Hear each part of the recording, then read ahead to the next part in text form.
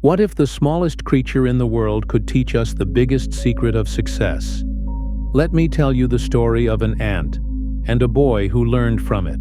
This story isn't just to make you think. It may also change the way you see your life.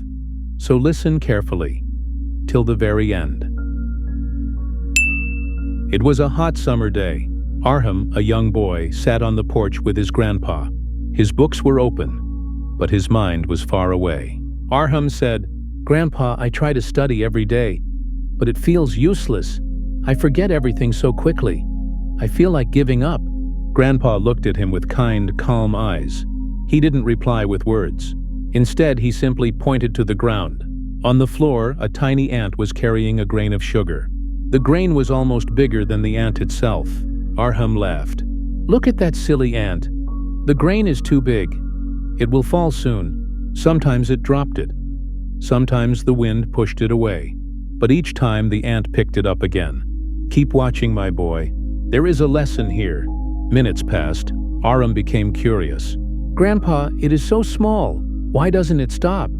The grain is heavy." Grandpa smiled and whispered, "Because the ant knows. One grain today, another tomorrow, and slowly it will have a mountain of food for winter." Grandpa answered gently. Arham's eyes widened. "So even this little ant believes in doing things every day?" Grandpa nodded. "Yes, the ant is not strong, it is not fast, it is not big. But it is steady, and steady effort always wins." Arham frowned. "But Grandpa, I am not an ant. I have school, exams, so many subjects. Studying a little every day feels too small. It will never help." Grandpa gave a soft laugh. "My child, that is what many people think. They want big results very quickly. A mountain is built stone by stone. A book is written word by word. And an exam is passed page by page." Grandpa leaned back, his eyes shining with memory. "When I was your age, I wanted to remember poems. I forgot them all. Then I decided to learn just 2 lines every day. Only 2. For months, nobody noticed.